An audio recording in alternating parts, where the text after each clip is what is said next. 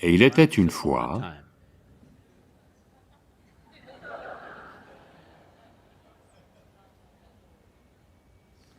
il y avait un homme dans le sud de l'Inde qui voulait obtenir des pouvoirs surnaturels.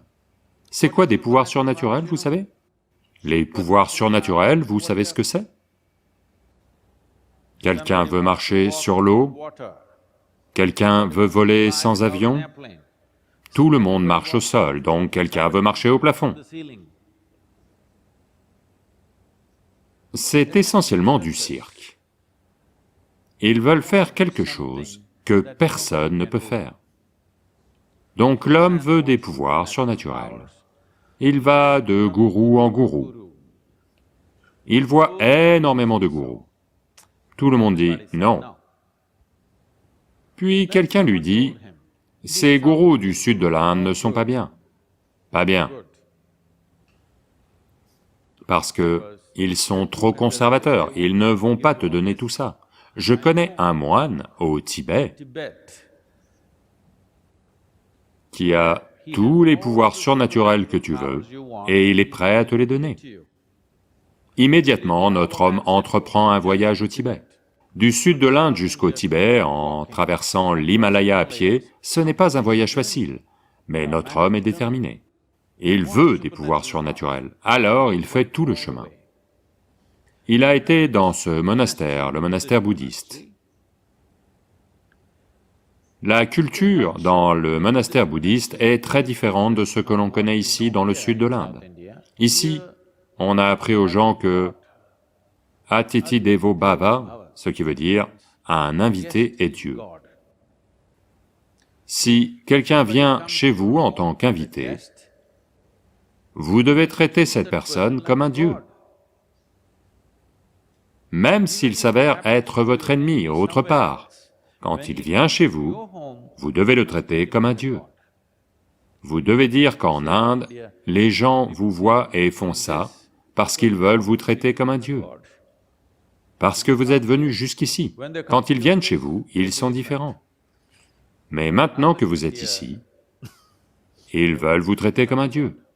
Mais dans le monastère bouddhiste, il n'y a pas de telle culture. Si vous allez là-bas, personne ne va vous demander qui vous êtes. Pas parce qu'ils ne se soucient pas de vous, mais parce que dans leur vie, la plus grande chose dans leur vie est de découvrir qui suis-je. Si un nouveau arrive juste maintenant, à peine arrivé, vous lui demandez « Qui es-tu » C'est une très grande question. Oui? Une très grande question, n'est-ce pas? Donc ils ne veulent pas vous embarrasser avec une si grande question. Donc un nouveau arrive, si vous ne lui demandez pas « Qui es-tu » quelle est la possibilité suivante? D'où viens-tu? Savez-vous d'où vous venez? Maintenant vous êtes venu de Chine, ce n'est pas la question. D'où venez-vous vraiment, le savez-vous? De quel endroit êtes-vous arrivé dans cette vie, vous le savez? Le savez-vous? Non. Où est-ce? La mer. Ok, avant le ventre de la mer, d'où êtes-vous venu? Vous ne savez vraiment pas d'où vous êtes venu, n'est-ce pas? Donc, ils ne veulent pas vous embarrasser avec cette question non plus. Un nouveau arrive, vous ne lui demandez pas « Qui es-tu » ou « D'où viens-tu » Pas beaucoup de place pour une conversation. Donc, il ne vous parle pas. Le déjeuner veut dire qu'une cloche a sonné. Si vous voulez, vous pouvez aller manger. Si vous ne mangez pas, personne ne va vous forcer parce que le jeûne est une part importante de la vie bouddhiste. Si vous ne mangez pas, c'est grandement respecté. Personne ne va venir vous dire « Viens manger » parce qu'il pense que vous jeûnez.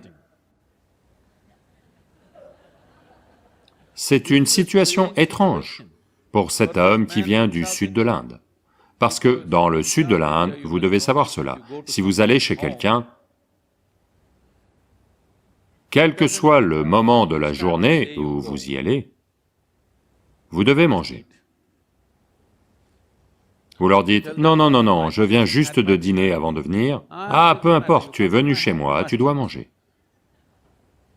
Parce que c'est ça, l'hospitalité. C'est un chemin sûr vers l'hôpital. Personne ne lui demande qui es-tu, d'où viens-tu, viens manger, rien. Il traîne juste dans le coin. Quand la faim le prend, il va manger, et il traîne simplement dans le coin. 1 jour, 2 jours, 3 jours. 3 semaines passent. Personne ne lui parle. Au bout de 3 semaines, le vieux moine qui est là l'appelle. Il sait pourquoi cet homme est venu. Il lui dit, « Que vas-tu faire avec des pouvoirs surnaturels? Que vas-tu faire à marcher sur l'eau? Après 3 jours, un bateau sera mieux, tu sais.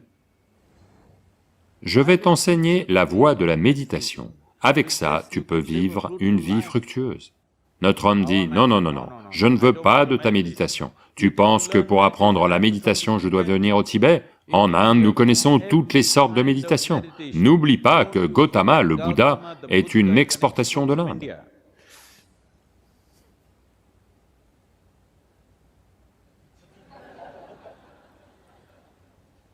De bien des façons, le moine essaye de le dissuader, mais notre homme est déterminé, « Je veux des pouvoirs surnaturels. » Alors le moine lui dit, « Ok, si tu dois en avoir, demain matin à 4 heures, fais un plongeon dans la rivière et viens ici. On va voir ce qu'on peut faire. Les secrets du surnaturel, je te les donnerai. » Notre homme y va à 4 heures du matin, fait un plongeon dans la rivière. Ce n'est pas le sud de l'Inde, c'est le Tibet. Les températures sont toutes négatives. Il fait un plongeon, devient à moitié bleu. Il va s'asseoir devant le moine. Le moine observe son état et sa détermination. Il dit, tu vois, c'est très simple. Il y a 3 mantras. Tu prononces ces 3 mantras 3 fois de suite, tout le surnaturel sera à toi. Dois-je vous révéler ce mantra? Buddham Saranam Gacchami, Dharman Saranam Gacchami, Sangham Saranam Gacchami. Tu prononces ces 3 mantras 3 fois de suite, tout le surnaturel sera à toi. La seule chose, c'est que quand tu prononces le mantra, tu ne dois pas penser à un singe. C'est tout? C'est tout. Puis-je partir? Vas-y. Notre homme sort du monastère en sautant vraiment de joie. Cet idiot de moine a révélé tous les secrets du surnaturel. Et il me dit de ne pas penser à un singe. Que connaît-il de ma culture? Ici, on pense aux Védas, aux Upanishads, aux Brahma Sutras, ce sont toutes les grandes écritures. Pourquoi penserais-je à un singe? Suis-je un chasseur? Je n'ai pas vu un seul singe ces 10 dernières années. Et ainsi, en pensant à des singes, il descend jusqu'au côté indien de l'Himalaya. Et il y a une rivière sacrée en Inde, vous en avez entendu parler?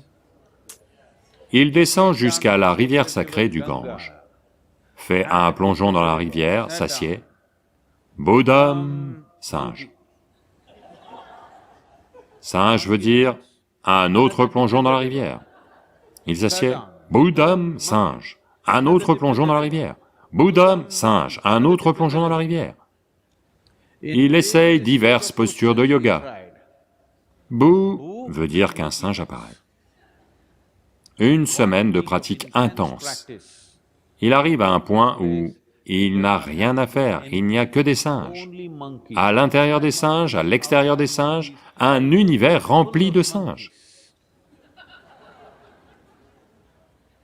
Maintenant, il ne peut ni être assis, debout, dormir, des singes partout, à l'intérieur, à l'extérieur, des singes partout. Maintenant, il revient, il fait tout le chemin de retour jusqu'au Tibet.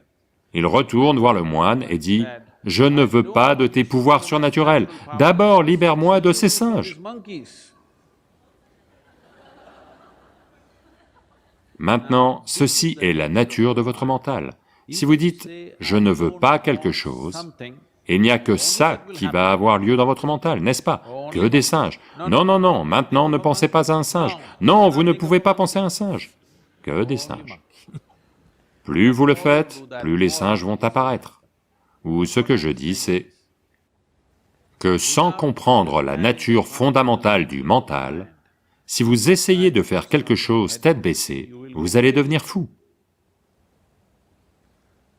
Il y a tant de choses que vous pensez vouloir oublier, vous n'allez jamais les oublier. Les choses dont vous voulez vous souvenir, vous les oubliez toujours, n'est-ce pas? Oui ou non?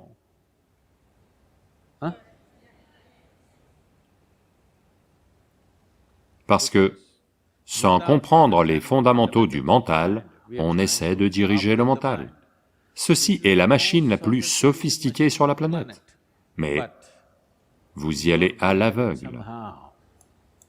Si vous y allez à l'aveugle, parfois ça marche, la plupart du temps, malheureusement, le mental de la plupart des gens travaille contre eux.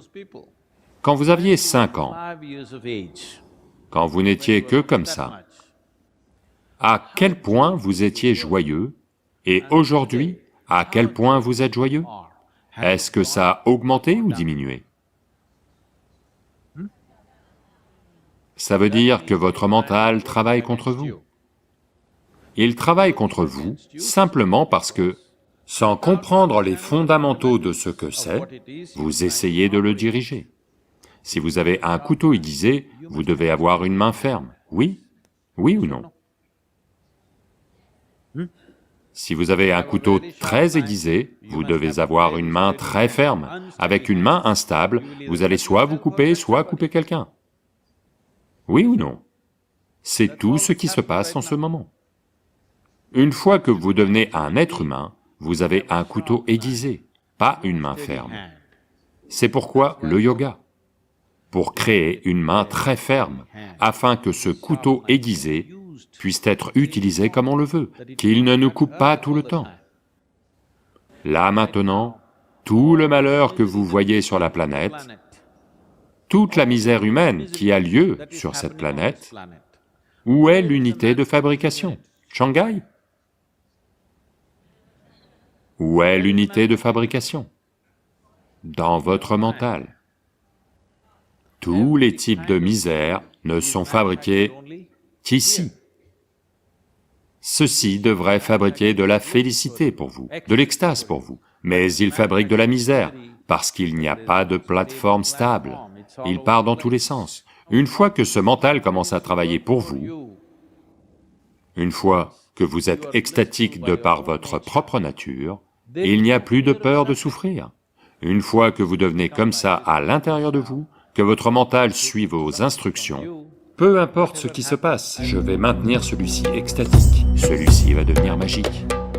Il va devenir un instrument fantastique de bien-être. Maintenant, vous voudrez explorer toute la profondeur et toute la dimension de cette vie.